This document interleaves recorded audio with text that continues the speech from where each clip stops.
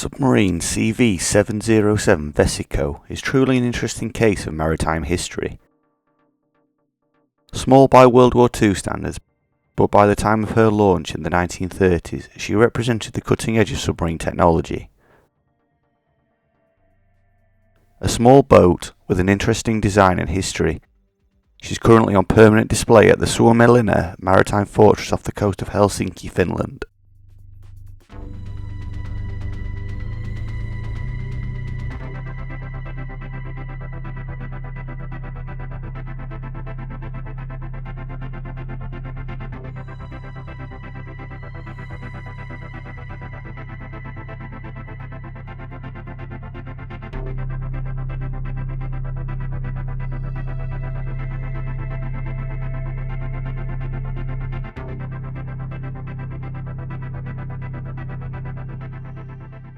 Finland declared her independence on the 6th of December 1917.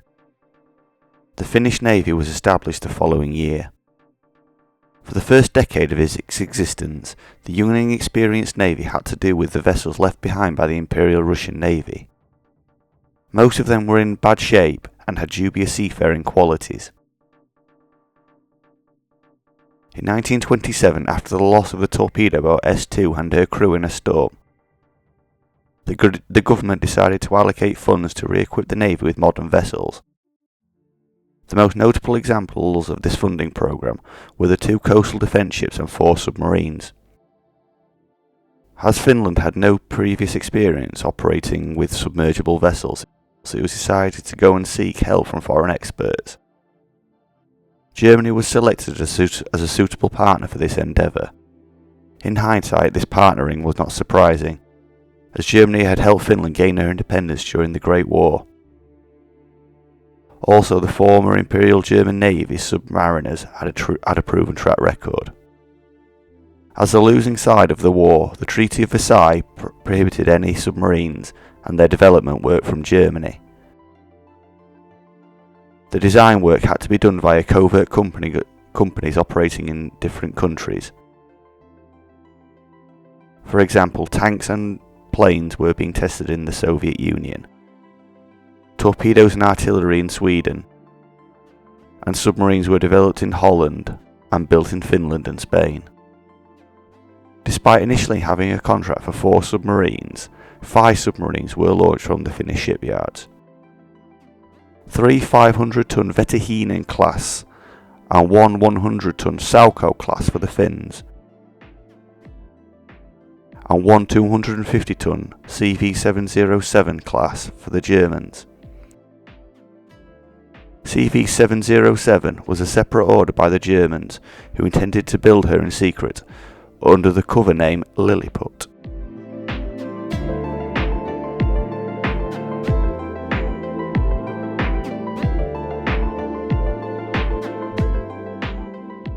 The Vesikon class was based on the old German World War I era UB-3 and UC-3 submarine types. The Germans conducted covert work to improve their existing submarine designs via their companies established in multiple different countries. Vesikon class was their attempt to design a 500-ton submarine as a base for their new submarine fleet, but in the end they decided to go with the bigger 750-ton design. For the Finns, the smaller 500-ton model was perfect, as they did not need to operate far from home ports. During World War II, they performed mining operations and combat patrols. In 1942, they prowled the Alan Sea area for Soviet subs and even managed to sink a couple. On one notable instance, submarine Vesikon managed to ram and sink Soviet submarine STS-305.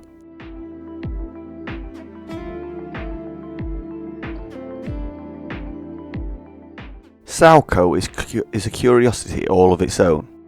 It is hard to classify what even type of submergible she even was.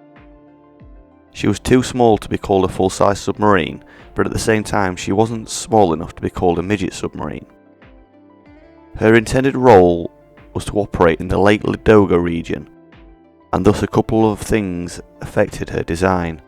The vessel couldn't displace more than 100 tons, as the treaty between Finland and the Soviet Union forbid vessels heavier than that to operate in Ladoga, and she had to be transportable via land.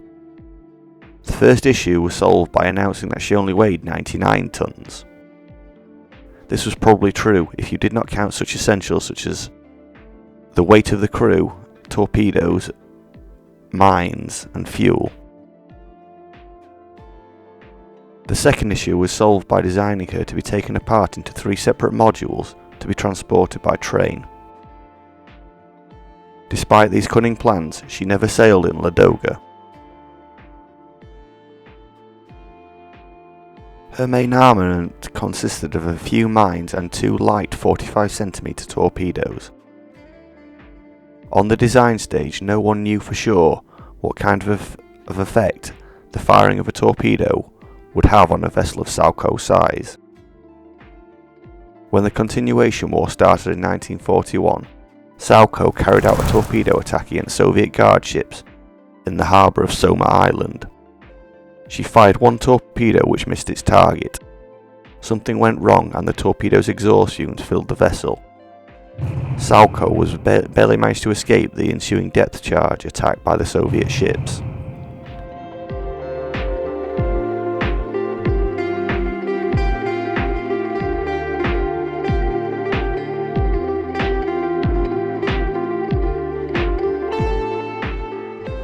Despite having deemed the 500-ton class to be too small for their own needs, the Germans still wanted a more modern and even smaller model for their own mobilization submarine design. Vessels half the size of the 500-ton class with the same offensive armament were deemed suitable for the task. By removing the 500-ton design's mine-carrying capability, aft torpedo tubes, all unused free space, a third of the intended crew capacity, and all other things deemed unnecessary, and you get the 250-ton CV707 class. By some estimates, this class of submarines was deemed to be the smallest possible size, to be somewhat safe to operate the full-size 53cm torpedo. CV707 was equipped with the best technology on offer at the time. The latest engines, radio and navigation instruments, a hull-mounted hydrophone, bubbleless torpedo launchers and a low-light attack periscope. She was constructed using the brand new electro-welding technology to save weight and construction time. It also gave the vessel a better endurance against underwater pressure. CV707 could crash dive 10 metres in 45 seconds, and it could go twice as deep than any previous German submarine classes. The intended 10 metres in 30 seconds dive was never achieved. During the trial runs, the pressure hull's integrity was tested in a way that can only be described as ballsy. The captain of the vessel steadily dropped depth as the engineers observed the instruments and the hull for any leakages.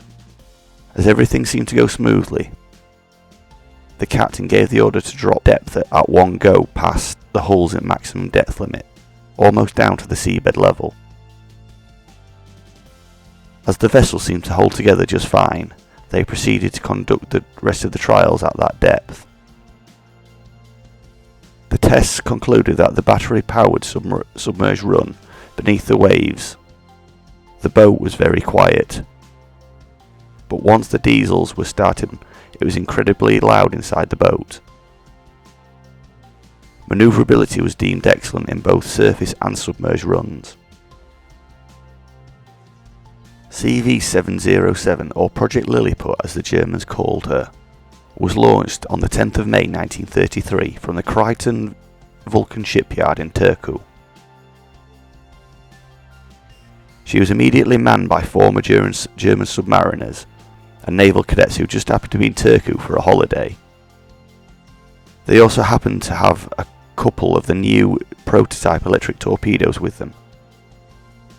These tourists manned the boat and began to sail around the Turku archipelago just for fun. This all had nothing to do with trial runs or testing with the new state-of-the-art submarine instruments found on board. She sailed and entertained tourists for the entire sailing seasons of 1933 and 1934. When the former World War II Entente powers noticed this hit new holiday destination and began to inquire Germany and Finland about it. Finland used its right, as stipulated in the boat building contract, to purchase the vessel from the German government to avoid any further diplomatic incidents. She was commandeered by the Finnish Navy in 1935, officially purchased by the government in January 1936, and finally renamed as Vesikko on the 30th of April 1936. The Germans used the design of CV-707 to create the Type II coastal submarine for the Kriegsmarine, but only a handful of them were ever built. There were plans to expand the Finnish submarine fleet with more CV-707 vessels, but the project never materialised due to insufficient funds. CV-707 was deemed to be the more cost-efficient solution than the large Vesikon class subs.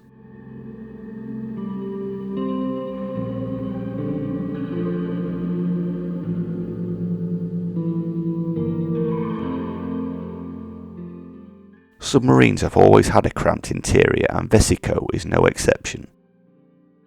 When you think of a normal-sized World War II submarine and its cramped spaces, the captain and other officers still had room for privacy. Vesikko doesn't offer any such privileges to anyone, as all free space was purposely omitted from the design. But to be fair, Vesikko wasn't designed as a high-seas vessel. Her intended role was to stay within sight of the homeland shore and to conduct patrols lasting no more than 2 to 3 days.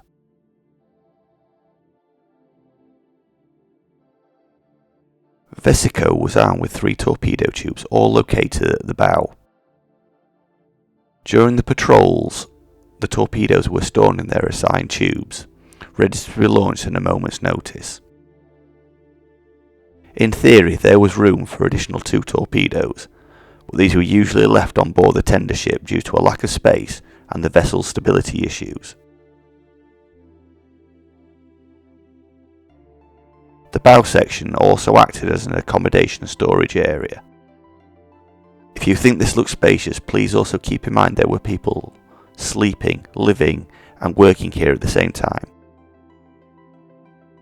Even the captain had no privacy, just a tiny workspace and his own small locker. This is the heart of the vessel. All things related to the ship's movement are done here. At least 5 men are supposed to be working here. The captain, first officer, and a couple of other crew members to man different instruments. At the centre of the vessel is the periscope and ladders up to the conning tower. Diving with a submarine is done by pumping air and water to and from different tanks on board the vessel. It is a delicate operation that requires masterful handling of the instruments in order to get the vessel balanced when diving underwater. As Vesikko was lighter than a normal submarine, that delicate handling came into play. It was noted that if the depth rudder operator was inexperienced, the vessel tended to start wiggling when submerged. The balance problem was so severe that the crew was not permitted to wander between compartments when submerged. Only the radio operator had some sort of privacy, as his job required seclusion. The listening devices were also located in his cabin. Blink and you'll miss it, this is the kitchen. This is all the space allowed to make meals for 20 crew members. This is the vessel's engine room, home of 2 350 horsepower diesel engines. Nowadays, civilian leisure craft have more oomph than these. The noise levels must have been boggling.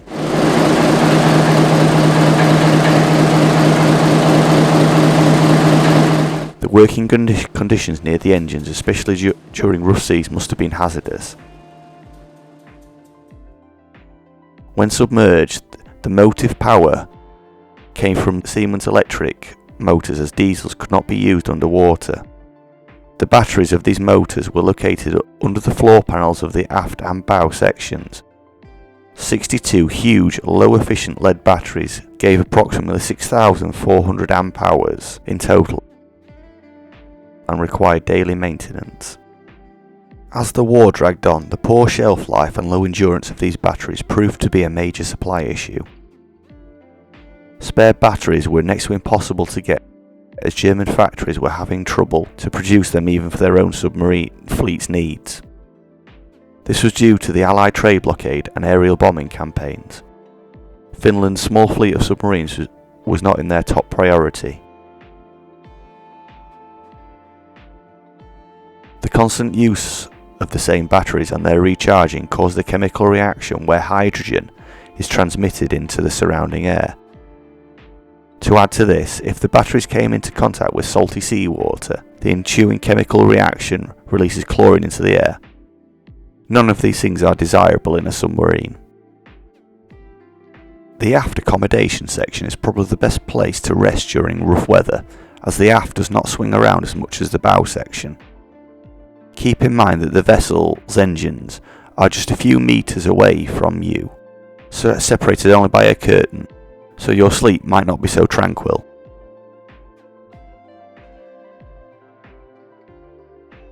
The toilet is long gone. In its place is now the exit of the museum vessel. If the old tales are to be trusted, back in the day you needed a degree in engineering to operate the thing.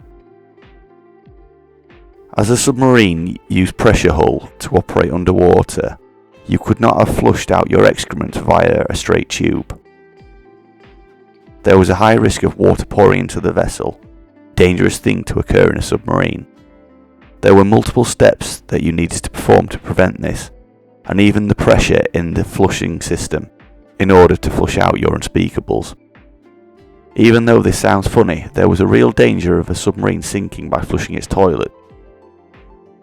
Kriegsmarine found this out the hard way when the U-1206 was lost when her captain flushed that vessel's toilet incorrectly.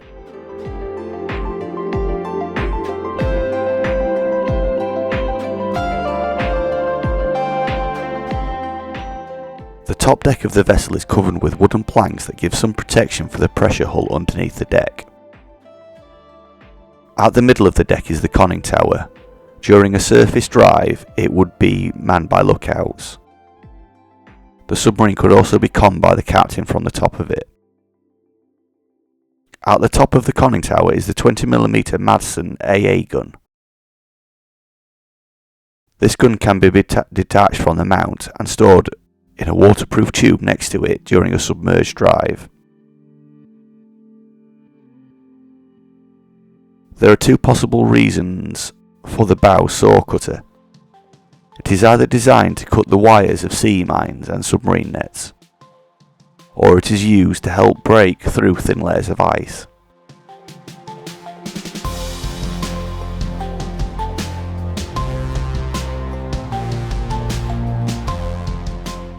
During the Winter War of 1939-40, Vesikko made several unsuccessful sorties against the Soviet Red Baltic Fleet. Her operations were cut short by the arrival of winter and the icing of the Gulf of Finland. At the start of the Continuation War in 1941, Vesikko managed to sink one enemy ship, the Soviet transport ship Vyborg. On the evening of the 3rd of July 1941, she spotted Vyborg off the east coast of Sukellusvene Island. The distance to the transport was around 700 meters, so the captain gave the order to fire one torpedo. It struck Vyborg's stern, damaging her so severely that she sunk about an hour later. Vesikko fired another torpedo at the wounded transport, but this malfunctioned and it veered its way past its intended target. Soon after the first torpedo had hit, 3 Soviet motorboats arrived on the scene and began to depth charge Vesikko, who had dived and was now hiding under the sea at her maximum depth. She managed to survive this attack and return safely to her home port. Viborg was the only enemy surface vessel that the Finnish submarine fleet managed to sink with torpedoes during the war.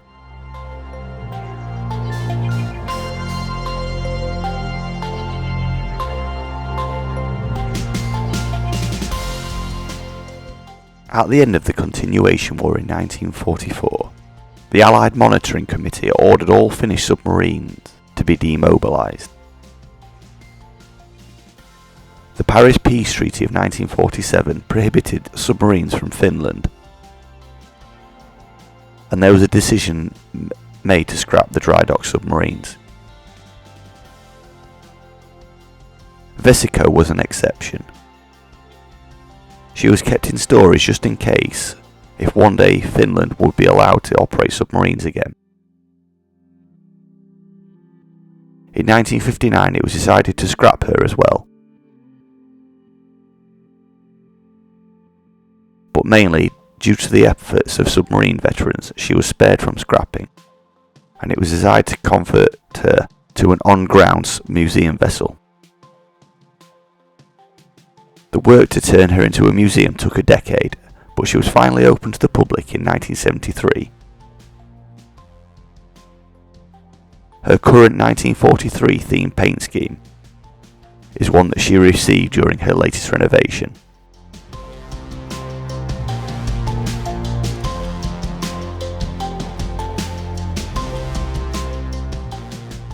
Vesikko is still a sight to behold on her permanent display at the Suomenlinna Maritime Fortress. If you ever find yourself in Helsinki, you should definitely go and have a look. Oh, and if you are an official from an Entente power, please pay no attention to all the submarine enthusiasts in and around her. They are just tourists.